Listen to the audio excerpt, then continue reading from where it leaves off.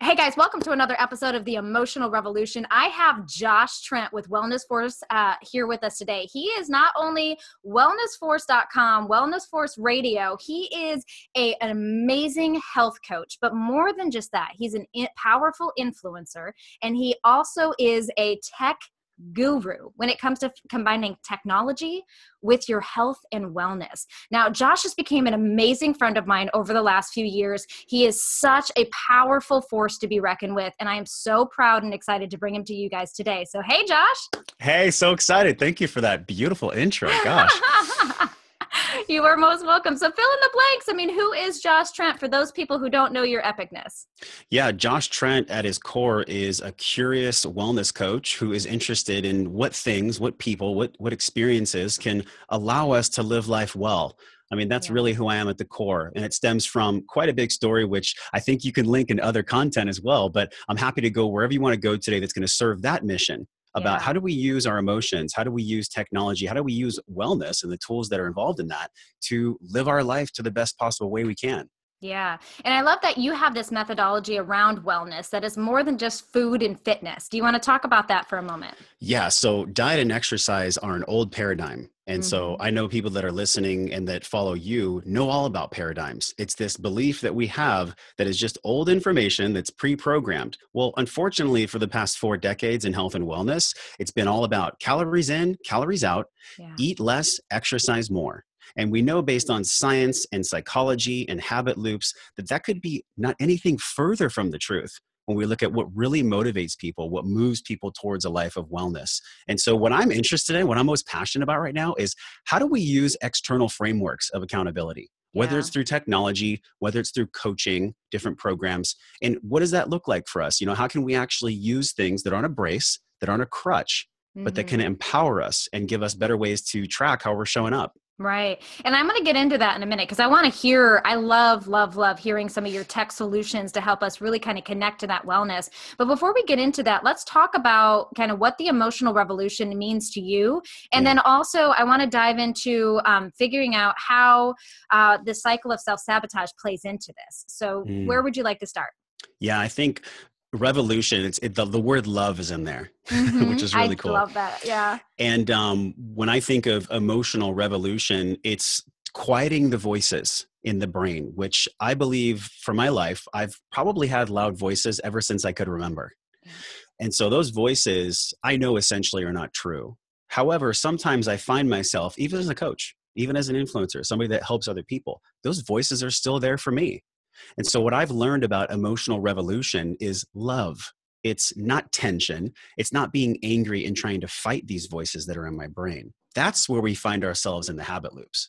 But if we can start loving these voices, I'll never forget this, Bonnie. I was interviewing Gay Hendricks on the podcast, and he was like, Josh, when you're experiencing negative emotions, the most important thing you could do is you need to love your fear.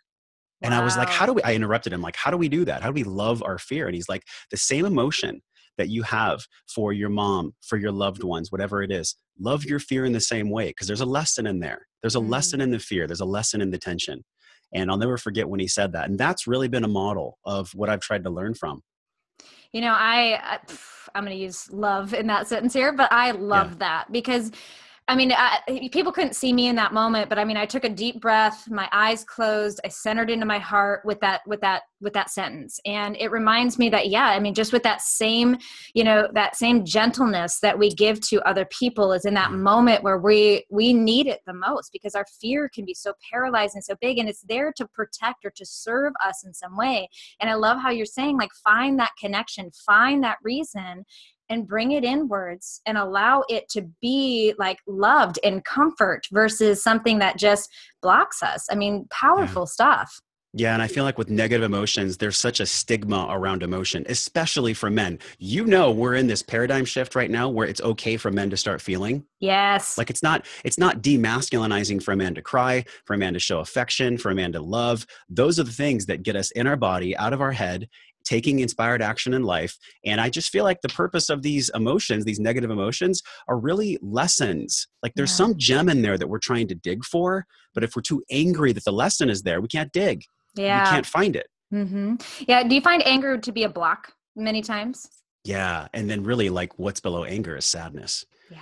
Or Because hurt or despair. nobody, Yeah. when we go out Mm-hmm. in life and we're functioning in the world, someone's angry, they cut us off, or we're in a coffee shop and somebody doesn't hold open the door or they snap at us. It's like, if I'm cognizant, if I'm practicing consciousness, I know they're just sad. They're not really angry at me. They're Yeah. just sad about something that's going on in their life. Right. And this is something for us to really be able to recognize. Like, if you can make that connection when you're upset, to really Yeah. digging beyond that and saying, okay, what am I so hurt by? What am I so sad by? Or why do I feel the need to protect myself? Hmm. Because it's a protection, right? When we Yeah. get angry, it's that fight, flight, and freeze, right? That's the fighting aspect. I'm going to defend and punch and block, and when we can get to it, it's really fear and sadness and hurt, and something that is just is blocking us. So 100%.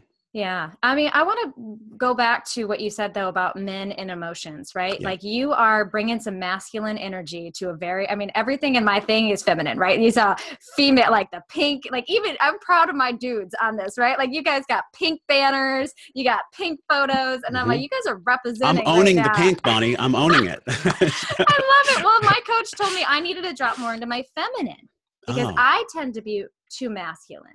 And which most people, when you look at me, are like, no way, Bonnie. But I this am. I'm cute very, blonde woman. Yeah. I know, right? I'm logical, linear. I'm very like driven, go, grit, grind, right? Like very masculine, especially in business. And Yeah. so she's like, nope, Bonnie, time to bring in some feminine energy. Mm. So let's talk about the masculine energy here for a second, Josh. And why has it been uncustomary for men to feel, and why is there this big revolution for them to allow them to feel now? I love that. I feel like this is such a on-time topic. There was an influencer that I can link for you, Maddie Moon. She reached out to me. She's like, I want you to write a blurb about why you feel there's this shift for men to actually own their feelings. And I think, to your question, what's really happening is that the demands of men and how men are showing up for women now have never been higher. Those standards have never been as high as they are now. It's because we're in this evolving swirl of consciousness, Bonnie. There are Hmm. people like you that are affecting hundreds of thousands of people, that you are a splinter of the greater transformation that's happening in our Right. space, in our wellness space. And so for men to step into the demands of really what is being asked of them from conscious women, from conscious society, they have to feel their feelings. If they're not feeling their feelings, and if they're going by the old adage of, well, I'll just turn on my effort and I'll just turn on my productivity lane and then I'll be perfect, it doesn't work anymore. And there's a couple reasons why.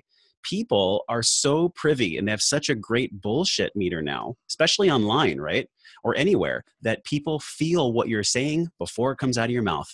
They feel Yeah. it from you before you utter any words. And for men, especially, whether we're creators online, whether we're dating in person, like one of my edges right now is, I'm seeking a conscious relationship. And Yeah. so I'm practicing showing my emotions even when they're uncomfortable. And I'm not perfect, right? But I'm doing the best that I can. And I'm aware of this because I know that if I want somebody who's open and loving and connected and committed to doing their work, I need to be a mirror of that. And every man does. Every man that wants something real and long lasting, you cannot just go from attraction. I mean, after the fire has died and the spark has gone out, you're meeting that person for real. We all have Yeah. 6 months or so when we meet each other, especially dating, where there's this Hmm. honeymoon phase and everything's awesome. But then what? Then you're meeting that real person. And that's where it's most important for men to show their true emotions, coming back to sustainable relationships, coming back to what it means to be a man in 2017 and 2018. It's way different than it Yeah. was in the past. Way different. Right. Well, and I think that's true on both regards too, because I think there's been a pendulum shift in female as well, where we went from being servant to our spouses, meaning like we were supporting, and to being that shift where now all of a sudden you have this huge influx of girl boss, mom boss, woman boss, entrepreneur, lady boss, boss bitch, right? Like, you see all of this stuff just coming up of females stepping into their power, Yeah. but there's also got to be that balance where we still take part of that femininity, and where we're balancing those two parts together just as well as what the men are being called to do as well. And it's really, and I think you and I both know Ryan Yakomi, and he often Love talks Ryan. about, I know, just Yeah. like that shift between the masculine and the feminine energies and really kind of balancing them out. And that's really, when you're talking, Josh, about getting in touch with that, that's what I hear. Like, you're Yeah. getting in touch with balancing those dual sides of yourself. And that's really the path that I'm on, just on the opposite extreme. Sure. And on this same note of going back to your question of like, what does it mean to be a conscious man who's showing his emotions? He Mm-hmm. also needs to know that there's two sides of the sword. Like a Mm, sword can either harm or it can protect and heal. So yeah. if we're using our emotions as a sword, are we knowing and having the wherewithal to pause, not react to a situation and take that time to respond? Or are we also willing to step into our masculine? Because as women's liberation in this pain body of so much suppression, Yeah. women were suppressed for so long. Of course, there's a ripple in the pain body. Of Yeah. course.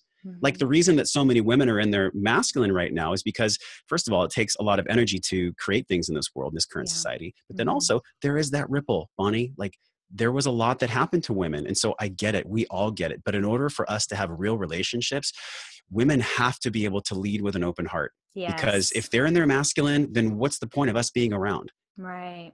And again, like this is such a fun conversation right now because it's Yeah. speaks so true to where I'm at, as a female entrepreneur. And, for the longest time, I had no idea that I was grounded in my masculine energy, but I grew up with a neighborhood of all boys, all brothers, right? I grew up where, being a girl, like you couldn't play with Barbies. Like you had a Yeah. baseball bat or you had a bicycle and you were playing hockey. Like that's what we did. Right. So it was natural to like always like draw more to that and be more like grounded in that. Yeah. And now it's like, okay, wait a minute, I don't have to be that to be included. I can really lead from love, to have my heart open and to really be able to connect. And I mean, Josh, like you are such a shining inspiration. I mean, if I don't have Mm. 50 emails by the end of this with like, can I date him? I will be surprised. And I want to say one more thing. Thank you for that awesome compliment. It's like, think about the old paradigm, since so many of your listeners and the people that are watching know about the paradigm thing. The paradigm in the past was money. If a man made money, then he would be like credible enough and worthy Yeah. enough to have a Yeah. relationship. Well, the money is like the spear. If you look way back 10,000 years ago, if you were a hunter, we're still wired. We've only changed like 1% in our DNA, in our Right. brain. You were able to hunt and kill and bring back something. So it's genetic for men to want to provide. And Yeah. I'm not saying that women can't be providers, right? They obviously can be, but there's something in us. And I'll say this from a man who is connected, 1 foot in my spirituality, 1 foot in my beast mode, my physical body. Like it is very important for us as men to have a purpose, have a line of a mission that we're bringing home the bacon for. If we Yeah. don't have that, that is what I've found when people are not purpose driven, especially men, when they don't have like a clear lane that they're going in, they're not going to have great relationships. They're going to use relationships as a way to numb, which is a topic that I know you talk about quite a bit.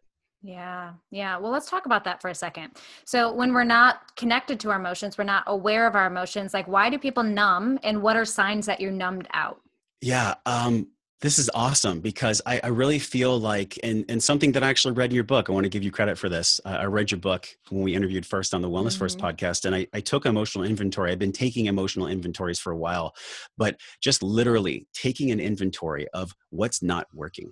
That's a big deal. That is probably, I would say, the most uncomfortable thing anybody could ever do is take a real emotional inventory of what's not working. Like it almost wants me to take a breath right now just to think Yeah. about that. Like Mm-hmm. taking that true inventory where you look in an emotional mirror and you say, oh my gosh, like there's two big things in my life right now that are not working. Wow. How we know we're numbing is that we feel that, but then we noticing is also a skill set. We notice that we're eating late at night. We're watching porn. We're going on social media for 7 hours and we're distracting ourselves with Lost, like Netflix marathons and whatnot. So that's how you know. And that's a skill set too, Bonnie, is the awareness, noticing that there's something super uncomfortable inside of us, which takes Mm-hmm. work to notice. And then also noticing that we're doing all these numbing activities. Right. And, there's so much science that supports this. It's incredible. Yeah. So what do we do when we discover we're numbing? Now that we've make this connection, let's say that we begin to practice flexing, I call our mindfulness muscles, right? Like where you Yeah. become aware of what it is that you are doing and why you're doing it. Like what does Mm. somebody do once they recognize that they're numbing and distracting?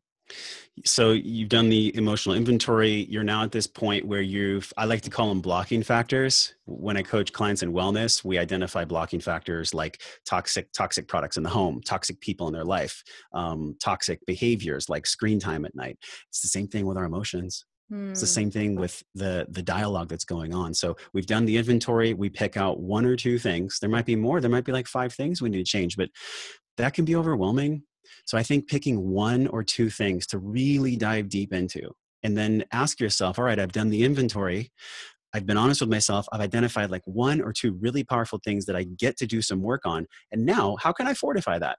Yeah. What's this bridge look like from me? Okay, I've done the work to identify. I've worked with a coach. I've worked with a group.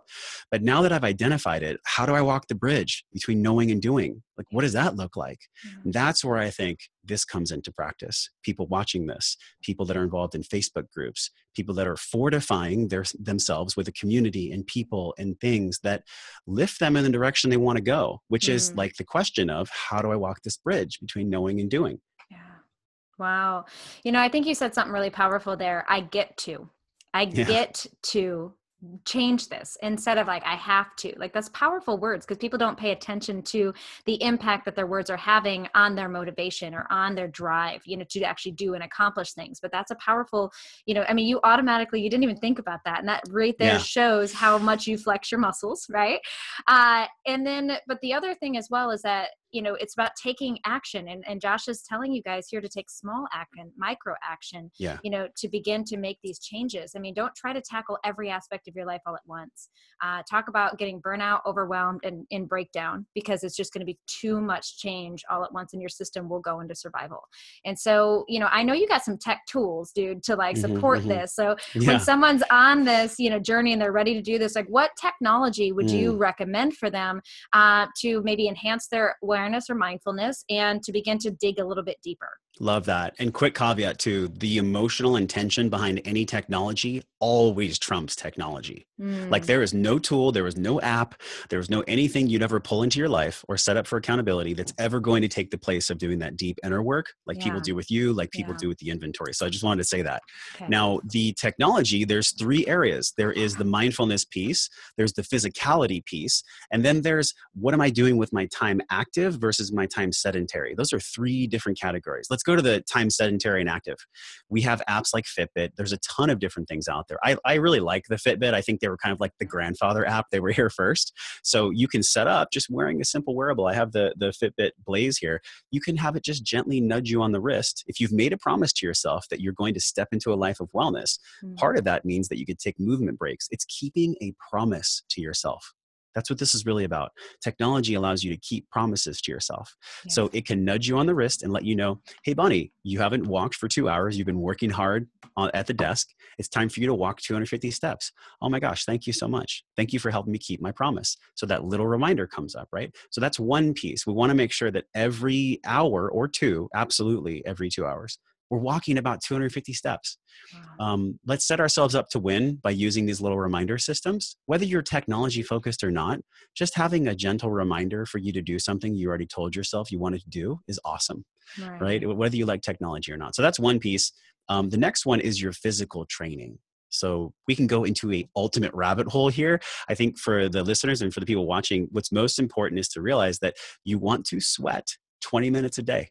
Now, I know you're probably thinking, dude, we already know that, right? But then do it. And I think that's the real piece. It's like, just because you know something doesn't mean it's actually going to execute, doesn't mean you're actually going to do it. And so how do you have the bridge? How do you have the bridge with emotions? How do you have the bridge with physicality? You can have reminders set up on your phone. You can have groups set up where you wear your Fitbit and you challenge each other to do workouts together. You can gamify it. You can make it fun.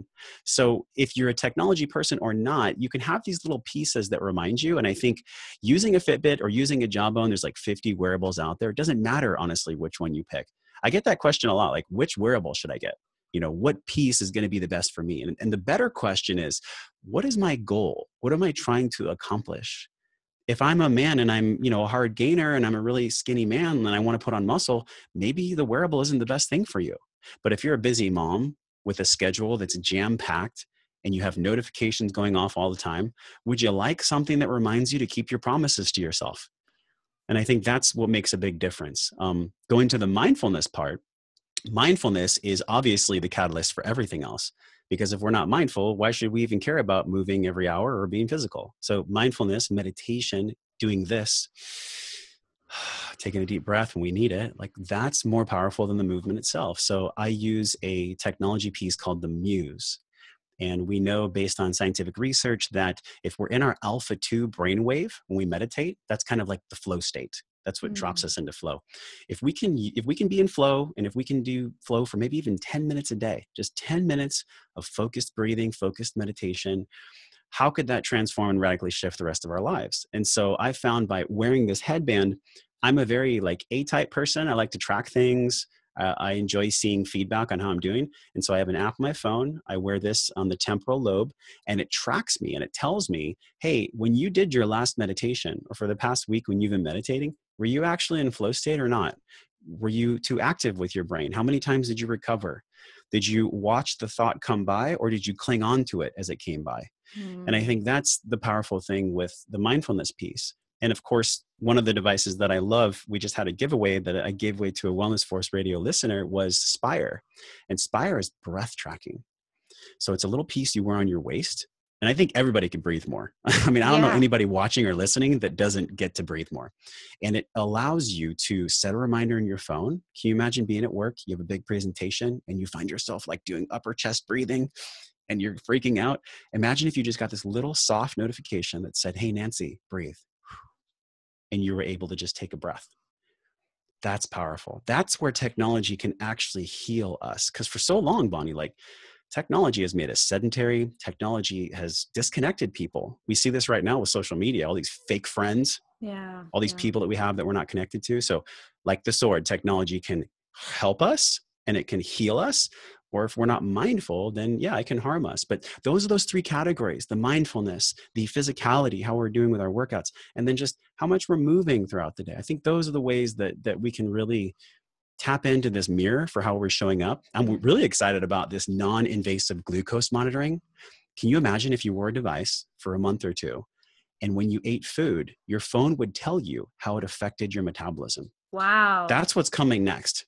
So we're going to start seeing these devices where people can actually see what types of foods are Yeah. affecting their blood sugar levels, are Mhm. affecting their metabolism. Like that's really exciting. Wow. You know, it's funny. I mean, I know technology is getting to a point where it's going to allow all of us to be healthy all the time. You know, it's going to really help us figure out, okay, like how to be, to be on track. And, I love all this stuff. Every time I talk to you, Josh, I mean, it truly gets me excited and it reminds me about how often I need to take a breath, how Mm, often I need to move, because it can be very easy. Like even putting this on, if you can imagine how many hundreds of hours went into sitting behind a computer, yeah. building all the web pages, connecting with all the interviews, sitting to do the interviews, finding the speakers, like all of these elements where you're behind a computer, slunched over like this, like doing the motions. Yeah. And having that technology that says, Bonnie, get up and move, move, move, I mean, we often we're like, okay, walk break. And me and my team just get up and walk out, and we Yeah. go, and talk about sweating. It's And how do freaking you Northern feel California. when you come back? Don't you feel chemically different? 100 times. And what's interesting, so my assistant especially, she's gonna love me for this, but she'll have so much resistance to walking, like, I don't want to It's walk. going to break my concentration. Well, it wasn't even just that. It just more or less like, I don't want to go exercise, And I'm like, all right, cool. And she's gonna die when she sees this, but I'm like, let's go. And sure enough, like we go around Mm, the block. It takes us 15 minutes, right? We come back in, and she's like, holy cow, I didn't know how much I needed that. And I said, exactly. To be able to unplug, we looking at the houses, we're like, oh, I really like those shutters. Oh, look at those flowers. Oh, look at the sky. Like you're appreciating things outside of you. And you're breathing. Like you said, you're yeah. breathing when you're out there, and you're not just so focused. And you guys, Mm. nowadays with standing desks, there's so many ways for us to be able to start getting more movement. And as Josh often says, getting out of the sitting epidemic that we're facing. Yeah. And also too, Bonnie, like there is something to be said about injecting mini challenges in our life. Yeah. I recently did this SEAL Fit event where it was this 14-hour crucible, which the whole point of it is to get you so in your body that all the voices turn down. Yeah. And that was incredible. Like there were some tears. We did a marketing video, which I would love to share with your audience. And Yeah.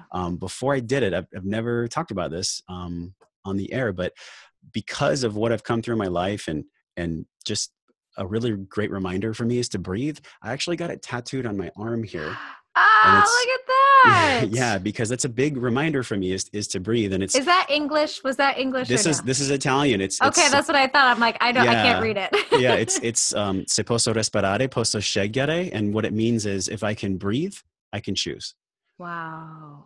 Yeah. Oh my gosh. I know. I actually have one of our coaches, she has just breathe written on her wrist, and another Yeah. girlfriend of mine has surrender written on her wrist. And it's just such a powerful way, Josh, to like have this Hmm. thing that just really is just permanently there to remind you of the most important piece. And that is to be present. Yeah. And when you breathe, you can't help but be present. Yeah. And, you know, what kind of an impact do you find breathing has on your emotional well-being and your emotional state? Oh my God, that's such a loaded question. Intentional. I think the what comes up first is without breath, we don't have life. So there's some connection between our breath and us being alive, Yeah. with us having energy. So if we're not breathing, if we're caught up in the emotion, if we're so much in our cortex that we're not dropping into our physical body, if we have not activated our rest and digest part of our nervous system, this parasympathetic branch, these are all the things that happen autonomically. Like breathing, by the way, is the only autonomic response we have any control over. You don't digest your own food. Your body does that. You don't breathe yourself when you sleep. Your body does that. It knows what to do without your head getting in the way. It just knows Yes. what to do. And so Mm-hmm. if we can get out of our head by breathing, I would think that's probably the best thing. I mean, since it's tattooed on my arm, like that's real for me. Yeah. What's most real for me is how do I get out of my head? I breathe. Mm-hmm. Oh, how do Mm-hmm. I breathe? I set up things in my life to help me breathe, experiences, people. This conversation, I've taken like Yeah. 7 deep breaths while we're Mm-hmm. talking. Yeah. So, fortifying is a word that comes to mind. What does breath do? Breath fortifies us to live. Mm-hmm. Yeah. Gosh, that's so powerful. And yeah, you're right. It was a loaded question because I wanted people to hear it. And we just barely scratched the surface on the breath thing. Right. But it's come up so many times in these videos, you know, and Mm, it's just one piece that people are just like, just take a breath. And it's yeah, been funny. I mean, you can see it. As soon as somebody even drops that sentence, I immediately go, and my whole everything totally. changes, I just right? smile. I just breathed and smiled. Yeah. No, it's a really Everything big deal. changes. and Yeah. and, whether you're science focused or whether you're more woo woo, which they're both Hmm. cool. I like Right. science and woo woo. They both give you the result at the end of the day. Like, what's the biggest report card in our lives? That's how we feel. Yeah. How you feel, and in the process of you living your life well, are you able to enjoy that process? Now, let's point this out. He said, how do you feel, not what do you have? You know, and I think that's a big thing that we often forget in a world where we're striving for excellence, we're striving for more, we're striving for the life, to have the car and the accounts and the house and all of these things that we give so much value and purpose. And though they are valuable and though they are great, you know, we have these technology, I mean, amazing. But at the end of the day, is that truly giving you the ultimate thing that you desire, which, you know, Josh is reminding us is, how do you Mm, feel?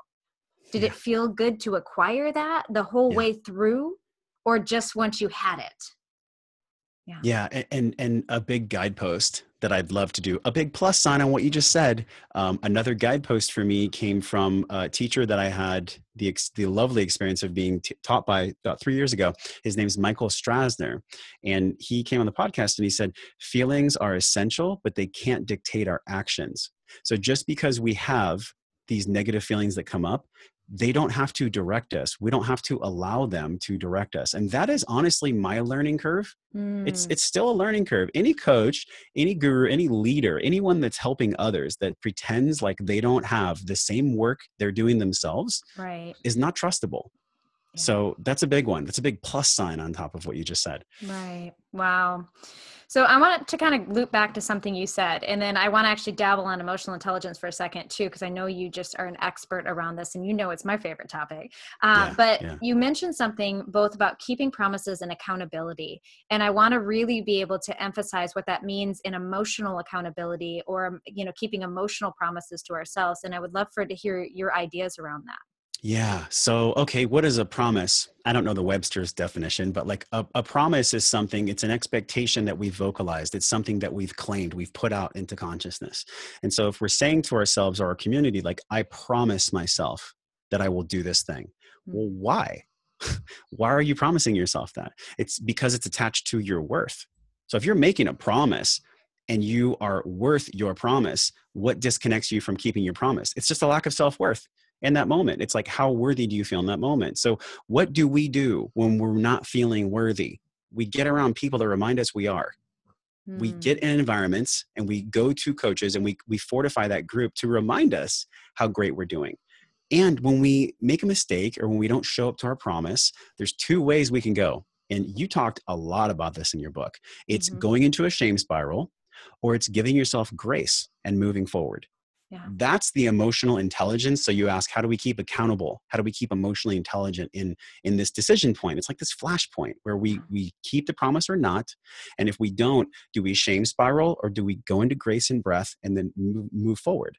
Yeah. And that takes more than just ourselves. We are biochemically wired from a scientific perspective to be in a tribe. Like, we're meant to be in a tribe. We're not meant to walk the bridge of knowing and doing alone. There's no way we're wired for that. So how do we keep accountability when it comes to emotional intelligence? We keep it by being around people and putting ourselves in environments, in places that allow us to walk that bridge, even if it's scary, even if we don't exactly know what's going to happen on the bridge. Like, get people and things and places and environments around you to fortify your trust as you walk the bridge. Right. That's what it's really about, accountability. You know, and I love that you're bringing up tribe. And I think I want to make a disclaimer here, because I think a lot of people are like, well, how do I find a tribe? And, you know, there's a lot of different ways you can. There's a lot of, I mean, Meetup is a great way to start finding people, you know, going on to Facebook, finding Facebook groups, you know, finding online communities, you know, listening to podcasts, you know, getting involved in whatever, you know, community groups, church groups, whatever. There's so many ways. Yeah. But what I reminds me of an old prophecy that I just can't help but have to share right now, Josh. But, you know, when we're looking for a tribe, and that means getting rid of the tribe that we have sometimes, because maybe you were born into a tribe that only knows dysfunction, that only knows pain, that only knows suffering.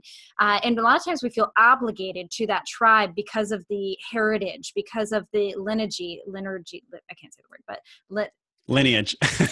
That's the word I'm going for, right? Yeah. So we feel obligated to that, you know, and when we talk about having this emotional accountability and this emotional revolution, we have to be willing to move out of this group. But there's a moment that'll happen where you move from that group where you have to go through a space of nothingness to acquire something more. And it's the state of nothingness that paralyzes us. And so that old prophecy is, you know, there's an old man wandering through the woods, and as he's wandering around, he's beginning to starve, and all of a sudden he stumbles across a peanut. And he knows that this is his salvation. And he picks up this peanut and he clenches it in his hand and he's thanking God. Thank you so much for this peanut. I'm saved. And as he's walking, he stumbles into a village and he's disoriented and he's just so far gone. And this little boy sees him and knows that he's suffering and runs home and comes back with a big, healthy meal. And he's like, please, mister, take this. And the guy looks at his hand, looks at the plate, looks at his hand, and begins to walk. And the little boy runs after him. No, you don't understand. This is a gift. Take this. And the man just looks at him again, looks at his hands, shakes his head, and wanders off the woods, never to be seen of again. And the reason why he wasn't able to let go of that peanut to accept that food was because for a brief moment, he would have nothing. And we stay in that survival, you know, where we like, no, I have to cling on to this tribe because it's all I know. And we're so afraid that if I let go of this, that you have to go through this bridge of nothing or this emptiness for a moment. But you can't have this fulfilling, life-changing, absolutely like gorgeous thing in your life if you're not willing to let go of everything that you know to acquire it. And that's what you're saying. And I'm just like, it melts my heart because people don't realize that even me, and I know you, have went through moments of emptiness where we've let go of these old, you know, tribes and people that don't serve us. Yeah. And it hurts and it sucks. But I mean, now our lives are filled. I mean, I get you in my life regularly. I'm like, hallelujah, right? Like, you're a great friend. Oh my God. That story was so good. And it makes me feel that there's been probably every maybe 5 to 7 years, Bonnie, of this path. It's like every 5 or 7 years, by the way, every 7 years, all of our cells turn over. Yeah. So it kind of makes sense if you're watching or listening and you're thinking, wow, maybe my friend groups have shifted every 5 to 7 years. It's because that's evolution. Like, to really evolve, going back to emotional revolution, right? Love, to really practice self-love, it requires letting go of some of these people and places and things that are not serving the current version of you. Like, and it can come, I hate to say this, but it can come from family the most. It can come from close high school friends the most. They'll sabotage you just because they want to keep you in their bubble. Like, they don't want to go on. They want to stay in their beautiful little community, but you have your sights on something different. And if you're willing to go through that path and go there, the painful part is letting go of like lifelong friendships sometimes.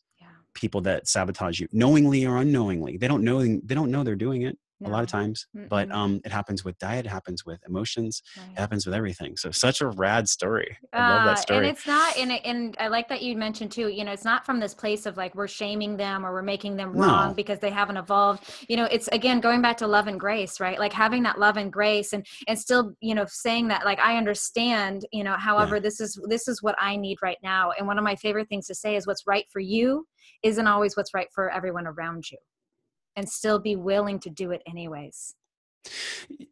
You know what came up for me just really quick, I'll share, is around my relationships with my parents. That what you're talking about, where we get to let go of certain things. For so long, I was attached to an identity, an old paradigm about like, well, my parents didn't do this for me, and this is why I'm this way. But once I took radical ownership and inventory, I realized, oh my God, like my dad didn't have the best father either.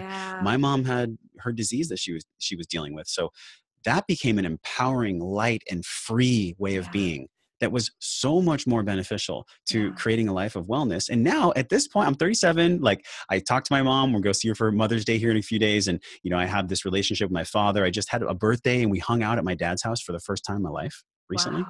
And I was never able to create that ever if I wasn't taking an honest look at the petulant child that was inside, that was kind of like that I was choosing to allow and dictate the path of my life. So the authentic self is way different. The authentic self is about real connection. Right. You know, and this is, I want to make sure to point this out because you said radical ownership. And for all of those of you watching, go back and listen to Ella, you know, on air with Ella's podcast as well, because she mentioned the same first word, radical, but she called radical responsibility. And so the two of you are just like really kind of pushing this point home about how we can to truly unhinder and to live our best life, and the best expression of ourselves is this radical ownership, like Josh is saying. And you guys, I encourage you to heed this. I encourage you to connect with Josh. I mean, he is so easy to be able to connect with. You can listen to him anytime you want. You can listen to him right now by going to wellnessforce.com, and you can find me on there a couple times, right? You can find, you know, some of the other